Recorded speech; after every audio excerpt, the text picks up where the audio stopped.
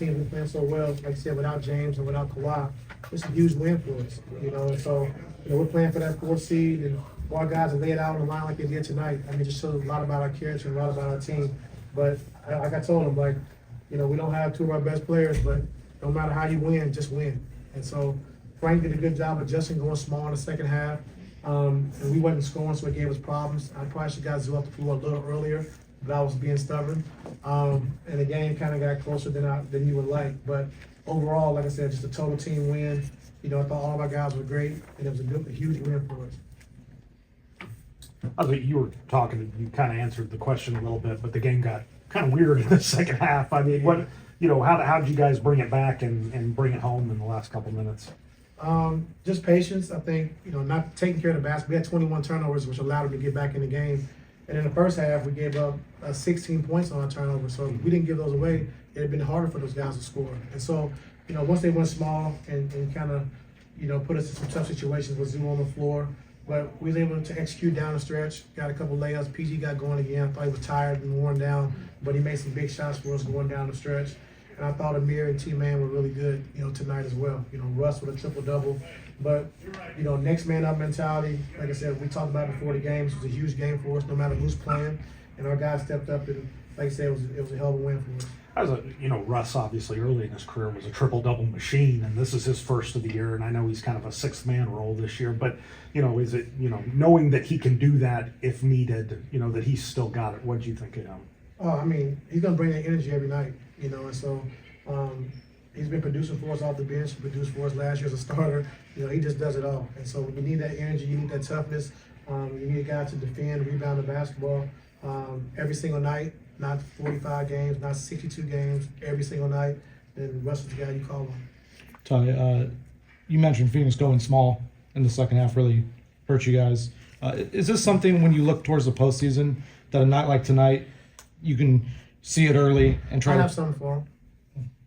For them specifically, or just people or teams in general? For them. They're Okay. different. They're a different beast. I mean, with Book, Beal and KD, they're a different beast. And if we're not scoring the basketball on the other end, it's hard for Zoo to get back and get matched because now they're running fast in transition. Now Zoo's guarding Book, or he's guarding KD, or he's guarding Beal.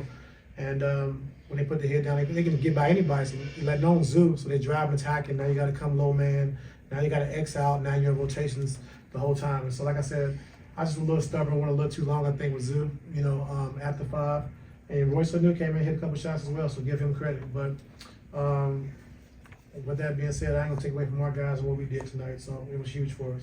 Ty, speaking of the postseason, you talked before the game about you're not going to let up now. You did clinch the top 5 spot, but not home field advantage or home court advantage yet. Is that still the mindset that you still have some work to do? Yeah, for sure. I mean, our fans have been great all year long, and we've been through some tough times, we've been through some great times, and our fans have been behind us 100%. And we know when the playoffs start, we want to have home court in front of our great fans and lay it out on the line, And so we're excited about that. We're excited for the opportunity, but one more game to solidify that 4 seed, and we'll go from there. What is it about how Russ played that unlocks a guy like Terrence? You just saw him get the kind of buckets, especially even down the end. That last cut dunk with Russ, I thought, draw the team way out.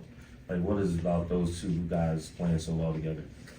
Just the energy. The timing is great together. When Russ penetrates, T-Man's always in the right spot, ready to cut and make the right play. And that's the first time we played small, really, without Kawhi on the floor. So that was a little different for us. As far as the rebounding, the defending, be able to, draw a mismatch and put 2 on the ball when they double team. So we had to play, a lot differently than we've been playing. But I give our guys credit. Something we had to do. We had to adjust to it, and we figured out a way to win. And so that's what it's all about. That defensive effort in the first quarter was something that, in this day and age in the NBA, is you can't think that. I mean, we just couldn't score. I mean, every quarter. I mean, except for the third, they had 35 in the third, but they had 10 points, 23 points in the second, 24 in the fourth. So we were defending at a high level. In that third quarter, like I said, they went small, which Frank did a great job of just, changing the game and put us in some tough positions. And we scored 35 in that third quarter, but to hold this team to 92 points with all the firepower they had just says a lot about, our mentality and how we're trying to build going forward, going into the playoffs. I was going to just say, because of how extreme that first quarter was, Frank had to call 3 timeouts in the first quarter alone. Like, what are you saying to your guys in those timeouts early in the game? You see the scoreboard, you see how things are. And you say last week, like, 48 minutes is this team's challenge. Like, what are you saying in those early timeouts to keep them going? No, just keep our foot on the pedal. Like we got to continue to keep playing. We see this team again tomorrow, but let's not give in. Let's not get cute with the game. Let's play it the right way. And I just thought our turnovers really hurt us, allowed them to get out in transition and get some easy baskets. But our half-court defense was really, really good. And so that was something that was good to see. But you can't turn the ball with 21 times against a team like this, But like I said, overall, just defensively, outside that third quarter, when we turned the ball over a lot, they got out in transition. I thought our guys really did a good job. Ty, go ahead. I had some real quick. 6 players in double figures. You had Amir Coffee come off the bench. He was one of those guys. Can you kind of just speak about his play coming in those timely threes?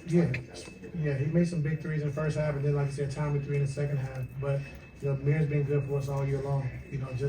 When he's called up on, he's ready to go, he's ready to play. And it's good to just have him in the rotation, every night. And he's getting better and better. Takes on the defensive challenge to guard him, every night.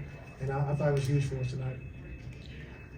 Against Utah, I remember I asked you after the Utah game at halftime, you guys were up 33 and kind of like trying to keep the guys engaged. And you said that the first 6 minutes of the second half is, they got to come out and do what they need to do.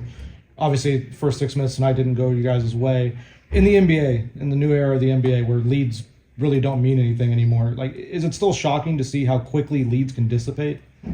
Yeah, you turn the ball over a couple times and don't score, that could be 6, 8, 9 points in 3 possessions. And now you go from being up, 21 to being up 12, So the game has definitely changed. And no lead is safe, And like I said, we got to play a different style of basketball. Playing small without Kawhi on the floor, without James on the floor, which was different for us. So we had to really adjust. We wasn't really prepared to play that way with those guys not being here. But our guys found a way to do it. Found a way to win. And like I said, I'm just proud of our guys in the locker room and what we was able to accomplish tonight.